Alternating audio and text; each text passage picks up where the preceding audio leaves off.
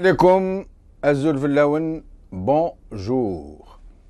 C'est donc aujourd'hui la quatrième partie de l'émission que nous avons consacrée à l'agriculture, une agriculture en déshérence. Et nous recevrons aussi, aujourd'hui aussi, les mêmes invités qui nous ont accompagnés tout le long de cette émission, qui s'est déclinée donc en 4 parties, dont c'est aujourd'hui la dernière.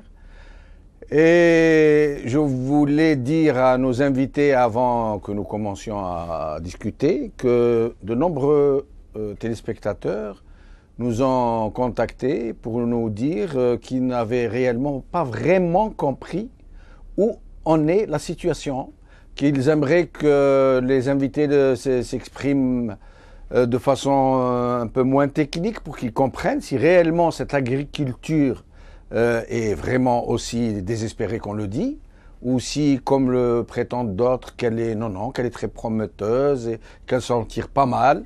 Et les gens nous ont particulièrement parlé, je ne sais pas pourquoi, de l'Est, de l'Ouest, du Centre, de la pomme de terre. Curieusement, ils sont offusqués, ils sont vraiment ulcérés par le prix de la pomme de terre de ces jours-ci et ils veulent qu'on en parle. Donc, j'accueille aujourd'hui aussi M. Zaatari Abdelwahab, M. Ben Youssef Badreddine, M. Slimane Badrani et M. Sofiane Ben Agila. Je vais demander à nos 4 invités de nous faire de nous donner un bref aperçu sur ce qu'ils pensent réellement, un état des lieux de la situation de l'agriculture. Et puis, on partira, à partir de ces constats, on partira sur nos débats. Monsieur Zaatari Abdelwahab, merci d'être avec nous. Monsieur Zaatari n'est pas là. Monsieur Slimane Badrani. Monsieur Slimane Badrani. Oui, j'écoute. Bonjour, merci d'être encore une fois avec nous. Je souhaiterais que vous puissiez nous faire un état des lieux assez concis, assez résumé, pour que nous puissions débattre ensuite où en est vraiment notre agriculture, en des termes que pourront comprendre tous nos téléspectateurs, s'il vous plaît. Ok, pas de problème. Alors, l'agriculture algérienne, encore une fois, a fait beaucoup de progrès depuis l'indépendance. Mais ces progrès sont inégaux.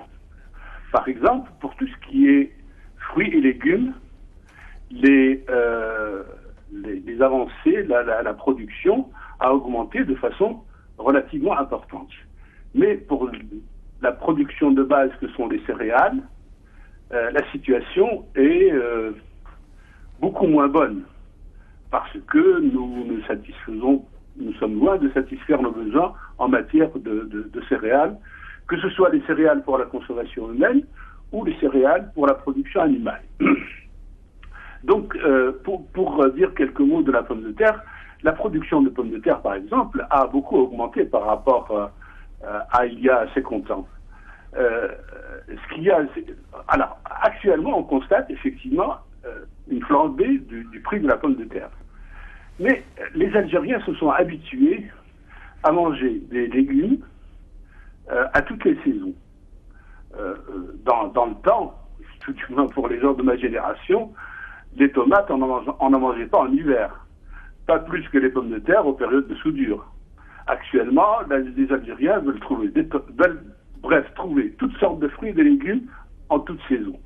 Il est évident que la pomme de terre, si elle a augmenté de prix au cours de ce dernier mois, et en particulier depuis l'Aïd, c'est parce que nous sommes en période de soudure.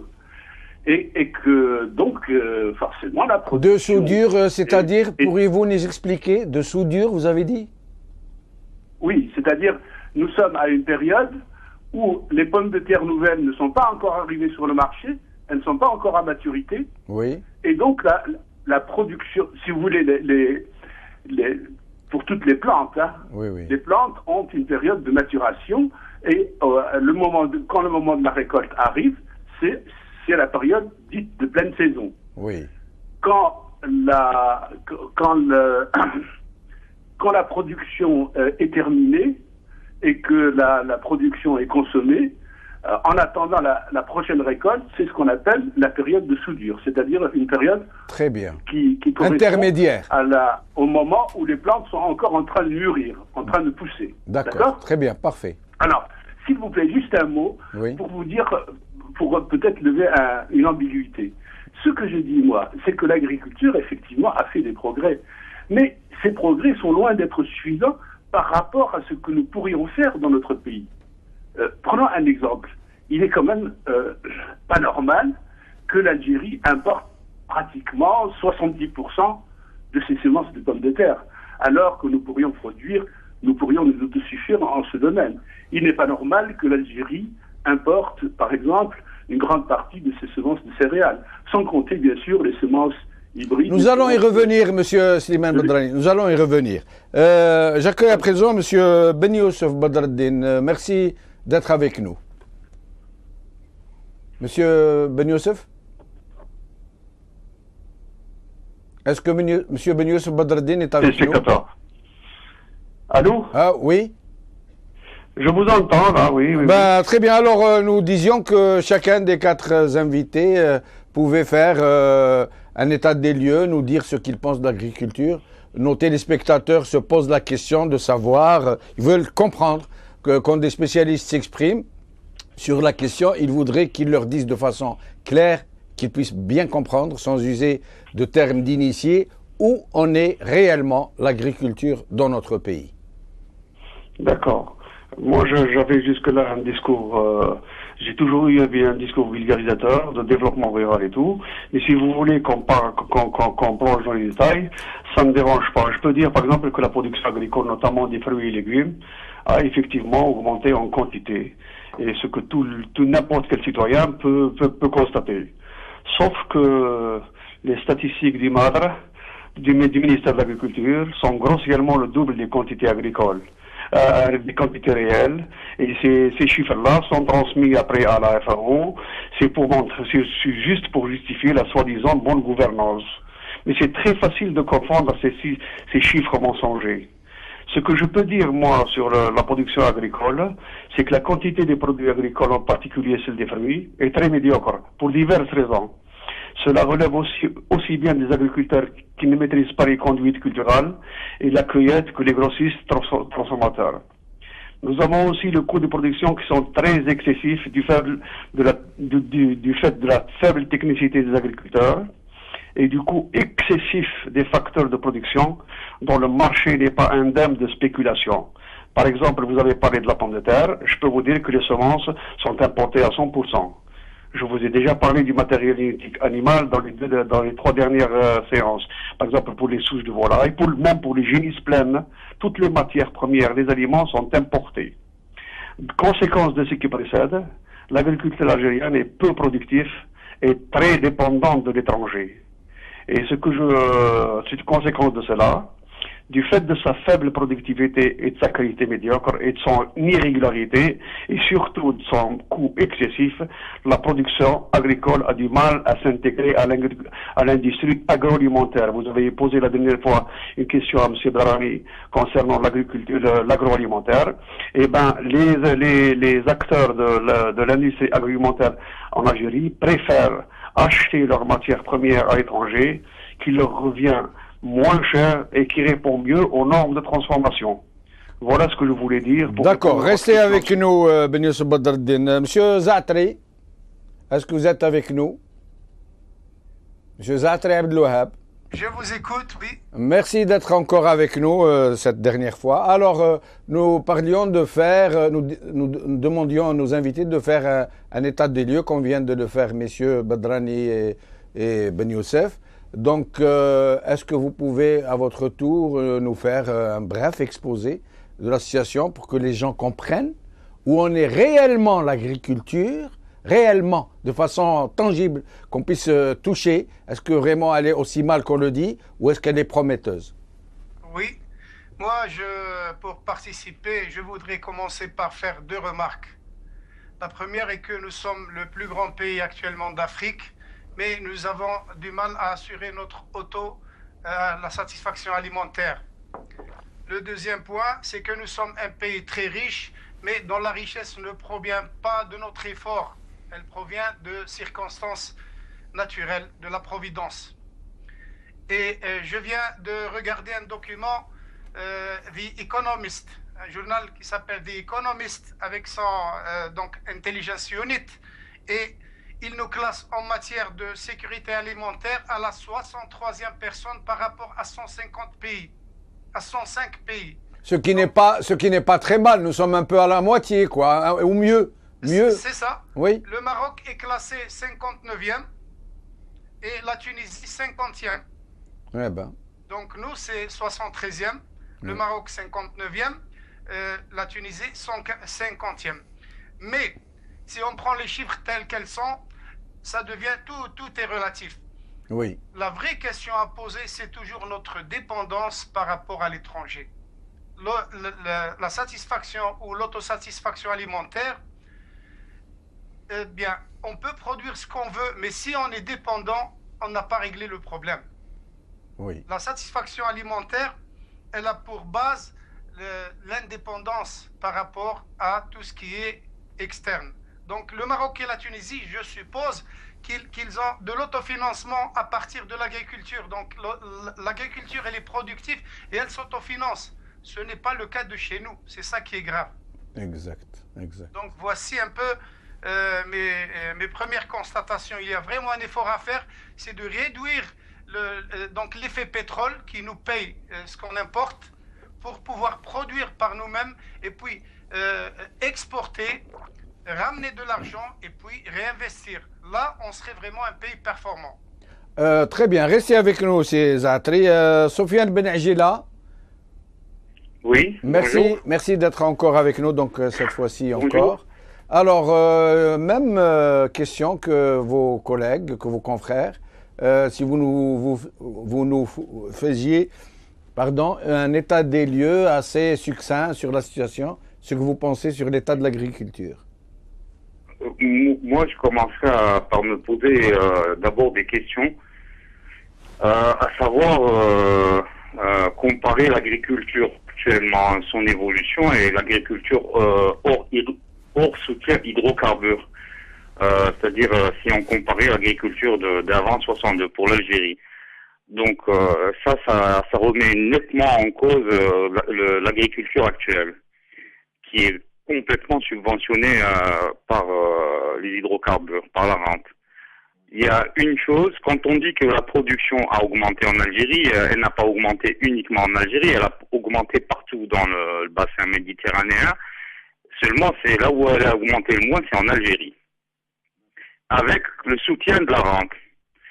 Tout ce qui est, c'est pas l'agriculture, c'est pas l'économie agricole qui paye les tracteurs, c'est pas elle qui paye tous les intrants de l'agriculture. Et on le voit avec les effacements de dettes, avec les bonifications, avec tout ce qui est passé. Maintenant, donc ça veut dire que, alors, si on compare l'agriculture entre 54 et 62 en Algérie a connu un essor extraordinaire, un bond extraordinaire. On a commencé à insuffler un soutien de la part des hydrocarbures en 59 et on est arrivé en 62 à faire du 25, pratiquement on a produit la moitié de ce qu'on a produit actuellement en blé dur, en céréales. Et avec les moyens de l'époque, c'est-à-dire la mécanisation hyper réduite, etc., etc. Maintenant, ça veut dire que quasiment on a une agriculture de façade, parce que si on voit par exemple par rapport aux céréales, il y a des années où les céréales produites en Algérie nous reviennent plus cher que les céréales qu'on importe. S'il y a une bonne année à l'étranger, enfin entre autres en France, parce que c'est là où on achète 80% de nos céréales, s'ils ont une très très bonne récolte, très bonnes conditions et tout, le prix de revient de leurs céréales à l'achat nous revient moins cher que celle qu'on a produite ici. Pour vous dire que c'est-à-dire ça aurait mieux valu il aurait mieux valu qu'on importe directement, sans produire ici. À ce point. Pour ce qui est de l'agro-industrie, moi je reviens sur un fait. Pour moi il n'y en a pas. On n'a pas d'agro-industrie. Parce que l'agro-industrie, l'agroalimentaire, si on parle d'agroalimentaire, l'agroalimentaire, c'est une forme, l'industrie agroalimentaire, c'est une forme prolongée d'agroalimentaire artisanal, à savoir faire des confitures à la maison, ou faire tout ce qu'on fait. Ou de transformation. Ou de transformation aussi. Ou de transformation. Ou de transformation. C'est pas seulement de conditionnement, c'est aussi de transformation. Oui. Mais en tout cas, l'agroalimentaire intervient pour réguler le marché, pour transporter de la marchandise, pour réguler la consommation et pour transporter essentiellement et pour stocker. Mais là, comme il n'y a pas de production, l'agro-industrie, l'agroalimentaire n'existe pas. Il n'y a pas de surplus de production. Oui. Alors, si vous on prend l'exemple des moulins Ferrero à l'époque du côté de Boussaada ou à Biskra ou Boussaada, ils faisaient des pâtes Ferrero, ils ont évolué après, ils sont partenaires de Panzani. Ils ont évolué, ils ont commencé avec des pâtes faites en Algérie. La première rouleuse de pâtes alimentaires a été faite en Algérie, à Blida, en 53. Ouais, bah. Et c'est tout ça l'agro-industrie. C'est tout un circuit de production, tout un circuit de collecte, de transformation et de commercialisation. Nous, si on voit rien que pour le lait, on a même des difficultés rien qu'à commercialiser. Restez avec nous, M. Belagila. On va faire un autre tour de table où chacun va répondre à ses collègues. Ensuite, on posera des questions. Monsieur Slimane Badrani, vous auriez quelque chose à répondre ou à rajouter? Ah oui, ça c'est sûr, oui. Je vous en prie. Bon, ce qu'il y a, c'est que les collègues qui participent, donc, ils disent plein de vérités. Mais parfois, je trouve que c'est dommage, il y a un peu d'exagération. Prenons un exemple. Quand vous dites autosuffisance alimentaire, enfin, vous savez très bien qu'aucun pays n'est autosuffisant sur le plan alimentaire. L'Europe, qui est pourtant un ensemble de pays tempérés où l'agriculture est très très prospère, importe des produits agricoles des États-Unis. Donc il y a vraiment oui, mais là vous exagérez vous aussi parce qu'il n'y a pas de comparaison possible entre des gens qui importent parce qu'il y a une sorte de mondialisation, de marché ouvert, mais qui peuvent très bien s'autosatisfaire, hormis les produits exotiques. Un pays comme les États-Unis ou certains pays comme l'Europe peuvent se permettre de ne pas importer du tout, si ce n'est des produits exotiques de consommation de luxe. Par rapport à nous, qui importons notre blé dur, notre blé tendre, etc. Et j'en passe. Mais je vous laisse poursuivre.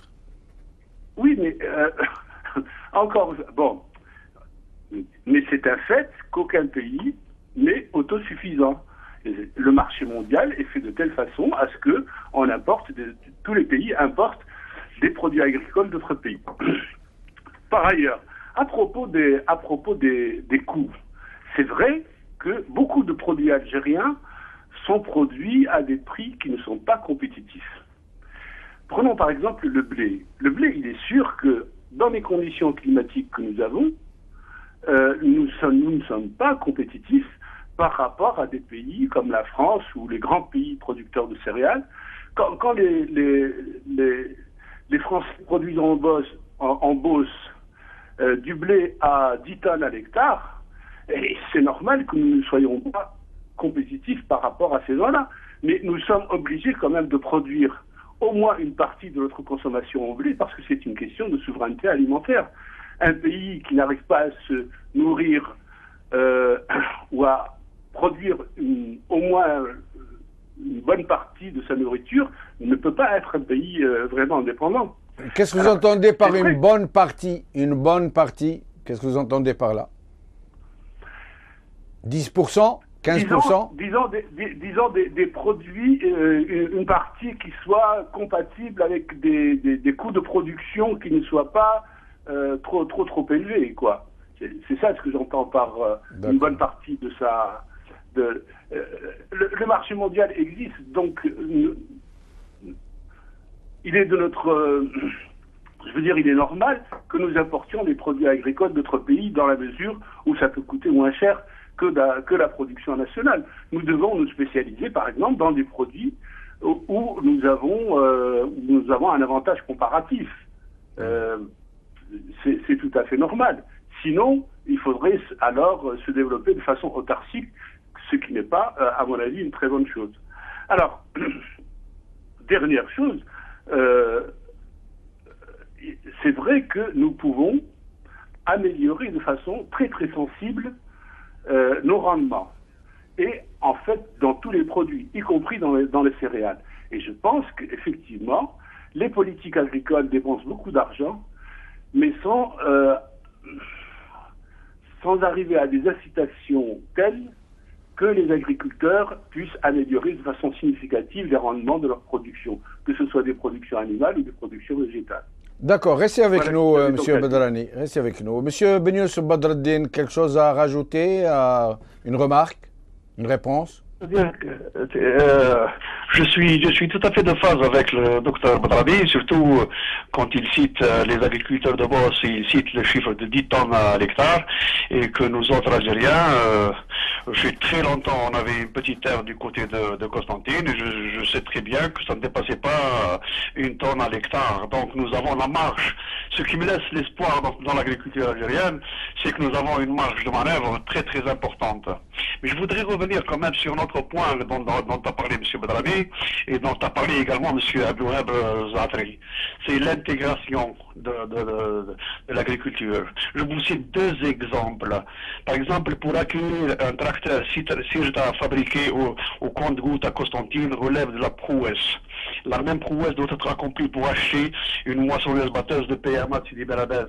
Quand on arrive à ce point-là, c'est grave, quoi. C'est-à-dire que on peut pas parler de chiffres et dire l'autosuffisance, combien on doit produire pour qu'on soit dans un confort. Mais moi, j'ai toujours dit que l'agriculture algérienne est dépendante à presque 80% pour l'agriculture, je précise 100%, hein, 100%, c'est-à-dire, je l'ai déjà dit dans la deuxième émission, que si les Espagnols, les Hongrois et les Français décident de nous envoyer leurs souches, les hangars algériens ferment dans le trimestre. Ça, je peux mettre ma main au feu. Et enfin, je voudrais revenir, Monsieur Benchenouf, si vous permettez, sur le chiffre qui vous a interpellé la semaine dernière, chiffre cité par notre ami Benagila.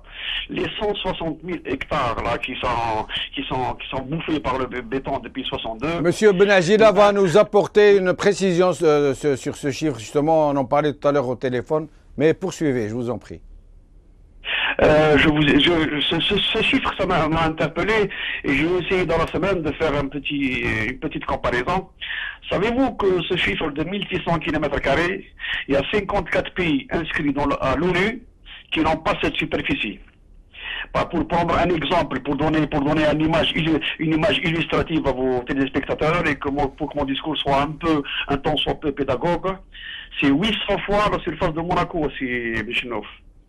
C'est-à-dire que nous avons bouffé notre terre, mais j'ai un exemple précis qui m'a interpellé quand j'étais étudiant dans l'illustre école régionale de Skikda. Vous connaissez le complexe sidérurgique de Skikda, M. Benchenouf? Oui, oui. Eh ben, je parle bien au passé, il y avait une belle plage qui s'appelait la plage de Jeanne d'Arc. Oui. C'est une plage d'un seul tenant qui fait entre 10 et 15 kilomètres et adossée à des terres agricoles sur une largeur de 5 à 6 kilomètres qui ont toutes été bouffées. Voilà, par exemple, entre 5 000 et 10 000 hectares qui ont été bouffés par le béton. C'est pour ça que je dis que le chiffre cité par M. Benagila est tout à fait vraisemblable. Eh ben nous allons y arriver. Je passe à M. Zaatri, donc même question. Ensuite, M. Benagila, avant de poser des questions précises. M. Zaatri, je vous en prie, donc si vous avez quelque chose à rajouter, une précision. Oui, en fait, je suis tout à fait d'accord avec donc les idées, les observations de M. Benyousf et de M. Benagila. L'état, la situation est connue. Ce qu'il faut, c'est, comme ils l'ont fait remarquer, c'est d'améliorer la productivité, de prendre les mesures nécessaires, et puis d'améliorer aussi et d'investir dans l'agroalimentaire, et puis surtout de valoriser le facteur humain, parce que si nous ne mettons pas les vraies compétences dans ce secteur, eh ben, on n'aura pas les bons résultats, quels que soient, disons, les investissements que l'on va placer. Donc, je suis tout à fait d'accord avec eux. Bien sûr, les mesures à faire sont pour améliorer la productivité et relancer notre agriculture. C'est clair, le forage, la désalination, disons l'automatisation, la production du froid. Il y a un tas de choses, il y a un tas de choses à faire. Et je vous donne la parole. Merci beaucoup. Monsieur Benajila, donc je vous laisse la parole pour exprimer, donc si vous avez des remarques supplémentaires sur le même sujet. Mais j'aimerais aussi que vous nous parliez de ces 160 000 hectares dont vous aviez parlé la dernière fois. Bon, par rapport aux 160 000 hectares, bon, c'était des chiffres qui étaient donnés par le ministère de l'Agriculture et que eux-mêmes estimaient ils disaient que c'était sous-estimé, quoi. Et ben finalement, je suis retombé sur un truc, des chiffres ça, c'est l'Institut d'études géostratégiques et l'Eurostom.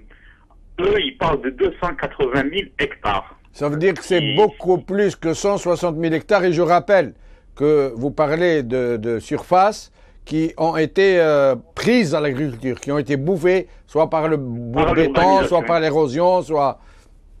Oui. Non, par l'urbanisation. Par l'urbanisation seulement, d'accord. 280 000 hectares. 280 000. Il parle de 280 000 hectares. Incroyable. Alors, c'est incroyable. Moi, je voudrais juste tirer un petit truc par rapport à la pomme de terre. Bon, nous, on est à 130 kilos de pommes de terre par bonhomme et par an. Bon, on dit que la pomme, parce que là, ça commence à prendre des proportions chez nous qui sont quasiment, enfin, il faut faire attention. Là, on dit que la pomme de terre a changé la face de la civilisation occidentale. Il y en a même certains qui disent que Berlin s'est construite grâce à la pomme de terre. Et vous savez qu'en 1800, bon, la pomme de terre est venue remplacer les céréales un peu pour atténuer des famines et tout en Europe. Oui. Occidentale, bon, il y avait une surpopulation. Alors, en 1848, ça c'est une date en 46, pardon. Il y a eu une maladie de la pomme de terre, c'est le mildiou. Et alors, il y a eu 1 million de morts. Et autant d'immigrants vers les États-Unis, notamment d'Irlande. Exactement. 250 000 qui sont morts après aux États-Unis, dont les Kennedy, etc. À l'époque, la pomme de terre, elle était à 170 kilos par personne. Nous, on est à 130 kilos par personne actuellement. Et il n'y a aucune stratégie, ni pour qu'on n'importe plus de semences, parce que quand on dit semences de pommes de terre, c'est minimum 2 tonnes à l'hectare de semences. Donc c'est pas de la semence de carottes où il faut quelques kilos. Donc c'est énorme.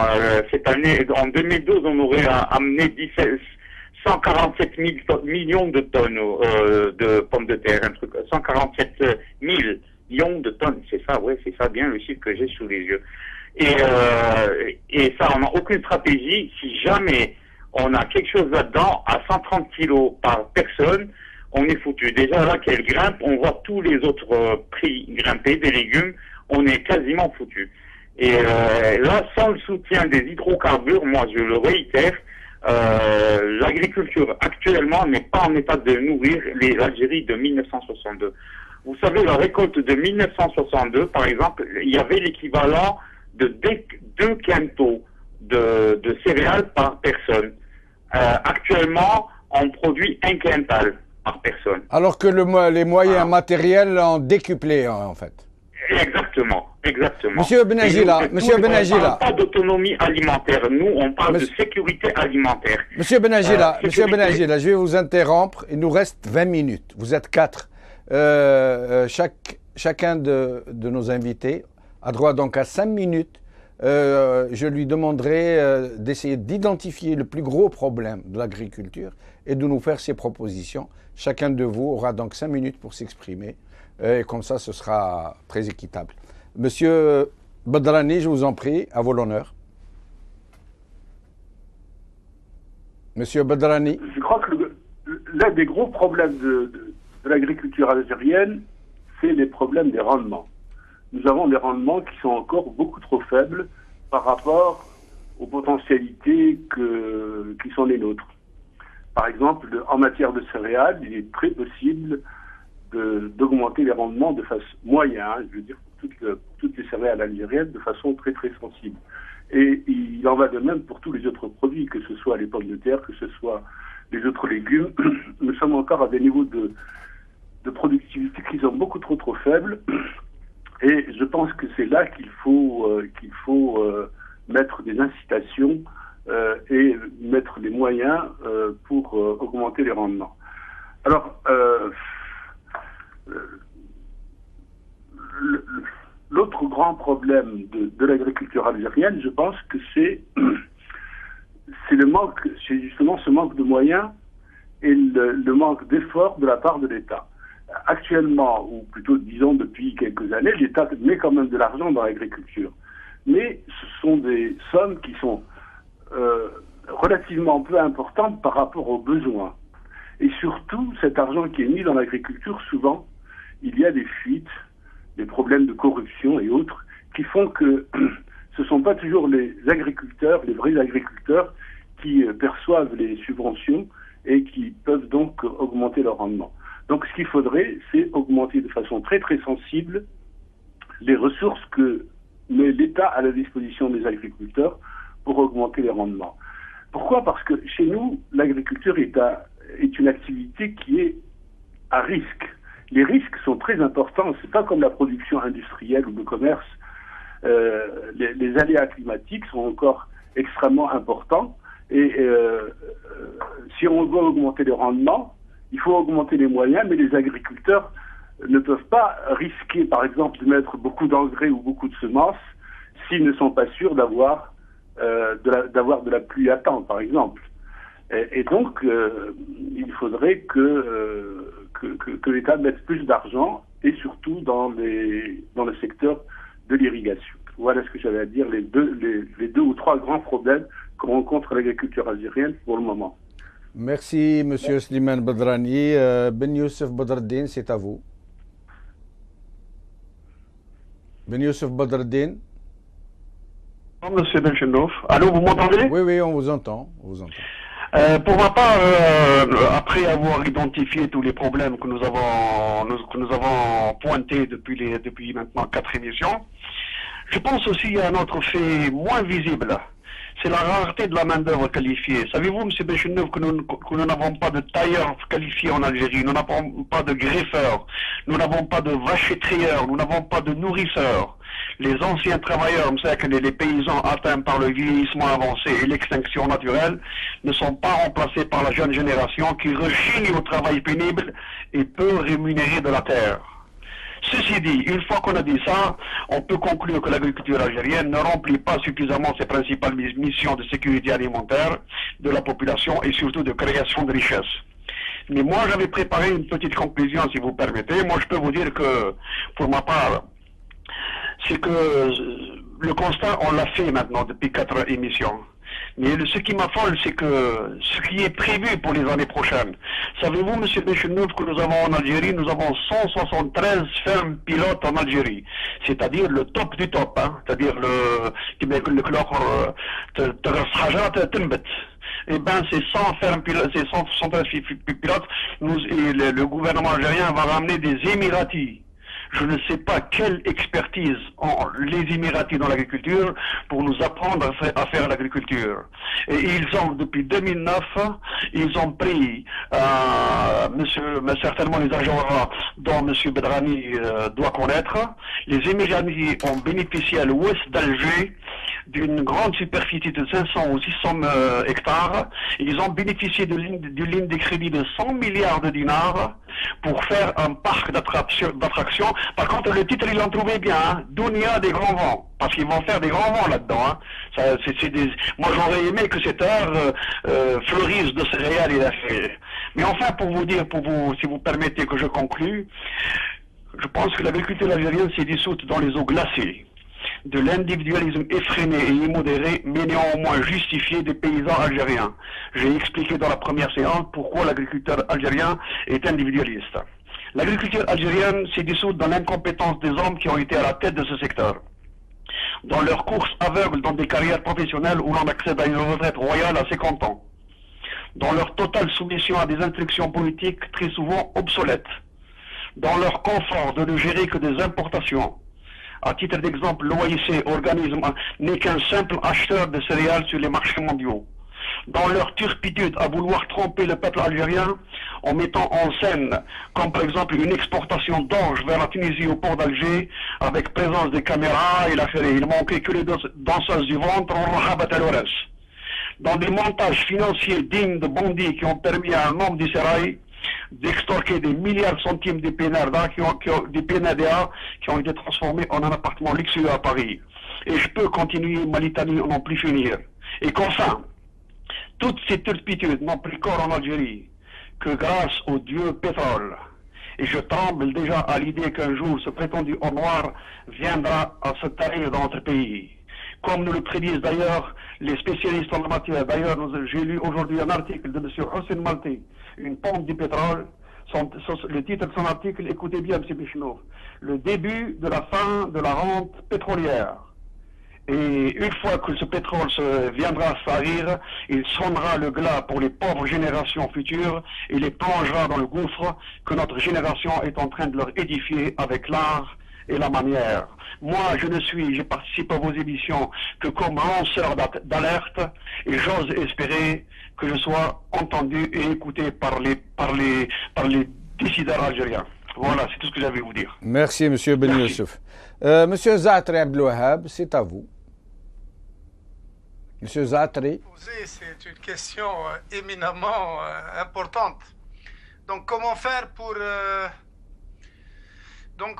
développer finalement notre agriculture? Eh bien, il y a deux actions. Évaluer et augmenter le niveau de productivité d'une part. D'autre part, il faut penser à réduire donc la dépendance vis-à-vis des importations. Donc, ceci doit être l'objectif de toute politique de développement. Et pour cela, les actions sont simples. Il faut que ça soit fait par des hommes. Donc, le facteur humain est important. Il faut faire appel à de vrais experts, donc en technique associée, et en plus à des hommes de terrain, ceux qui connaissent vraiment le terrain, et pas les mêmes types qui gravitent autour des ministères et qui n'ont jamais et qui se cassent pas trop la tête. Donc, des gens qui sont convaincus qu'il faut faire quelque chose pour l'agriculture de ce pays. Donc, ce groupe de travail pourrait dégager un plan d'action. Et puis, action par action, comme on a dit, l'eau, l'automatisation, la mécanisation, l'énergie, eh bien, il devrait prendre des groupes qui devront prendre en charge toutes ces questions-là, donc sur le terrain. Et c'est la seule façon, donc, de pouvoir aboutir à quelque chose. Voilà. Monsieur Zatri, je profite de votre présence et comme nous avons encore un peu de temps, en matière d'énergie, par exemple, quand vous parliez de l'eau, en matière d'énergie, pour trouver de l'eau, la pomper, la canaliser, la distribuer, comment voyez-vous ce volet énergie en agriculture? Eh bien, en ce qui concerne l'énergie, il y a un point qui est très intéressant pour notre pays en particulier, c'est peut-être l'introduction des énergies renouvelables dans le domaine de l'agriculture. L'énergie renouvelable est par... Expliquez un peu à nos téléspectateurs ce que sont ces énergies renouvelables. Eh bien voilà, les énergies renouvelables, ce sont des énergies qui se reproduisent, qui ne tarissent pas, comme le soleil, le vent, les produits agricoles, les déchets agricoles. Donc avec l'énergie solaire, nous pouvons produire de l'énergie électrique sous deux formes. Donc l'énergie électrique photovoltaïque, c'est la production d'électricité à partir du rayonnement solaire. Nous avons aussi le photothermique, c'est la production de la chaleur à partir du soleil. Nous avons aussi l'énergie éolienne, donc c'est l'énergie du vent à partir de turbines. Nous avons aussi, et c'est particulier pour l'agriculture, donc les biotechnologies, donc comme les biogaz, nous pouvons produire des gaz, des alcools pour toutes sortes de choses. Donc l'agriculture, je veux dire, est très bien adaptée pour les énergies renouvelables parce que par essence, les énergies renouvelables sont distribuées. Oui, très bien. Donc, et l'agriculture, ça se fait sur des terrains assez larges. Et ça convient bien pour les énergies renouvelables parce que pour l'énergie solaire, par exemple photovoltaïque, il faut placer des panneaux et les panneaux prennent de l'espace. Ce n'est pas très pratique pour les villes, mais c'est très pratique pour les exploitations agricoles. Au sud notamment. Pour les éoliennes. Exact. Les éoliennes sont, quand on veut beaucoup de puissance, les éoliennes sont assez grandes et prennent de l'espace et disons, les exploitations agricoles offrent cet espace-là. C'est pourquoi, donc, il y a un vrai gain pour l'agriculture. De même, pour les biotechnologies, eh bien, tout ce qui est déchets agricoles pourrait être converti en énergie. Et je trouve que le terrain, pour l'Algérie, le terrain idéal pour les applications des énergies renouvelables, c'est justement l'agriculture. Et qu'est-ce qu'il en est en ce moment au sujet de ces énergies renouvelables dans le milieu de l'agriculture? Est-ce qu'elles sont plus ou moins présentes? Il n'y en a pas tellement. Ça n'existe presque pas, même dans les autres domaines. Je voudrais par exemple vous informer que le fameux projet Desertec, oui, il a été abandonné, oui, tout simplement. Effectivement. Oui, il a été abandonné. Et donc, mais ce que je voudrais passer comme message à nos agriculteurs, par exemple, c'est de leur dire que l'énergie, il y a deux niveaux d'énergie. Et donc, il y a la petite énergie qui se fait en kilowatts, et puis il y a les fortes énergies, c'est les mégawatts. Donc, les mégawatts, les gigawatts, ce sont de grandes centrales électriques très coûteuses et comme Desertec. Et donc, ça risque de ne pas marcher ou ça coûte très cher.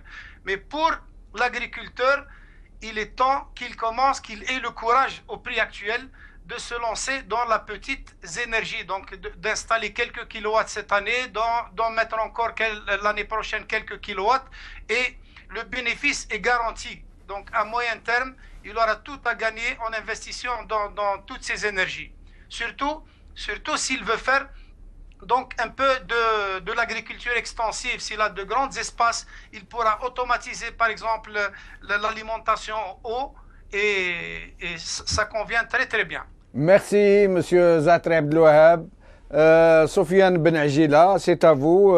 Vous allez conclure donc. Il vous reste environ 6 minutes.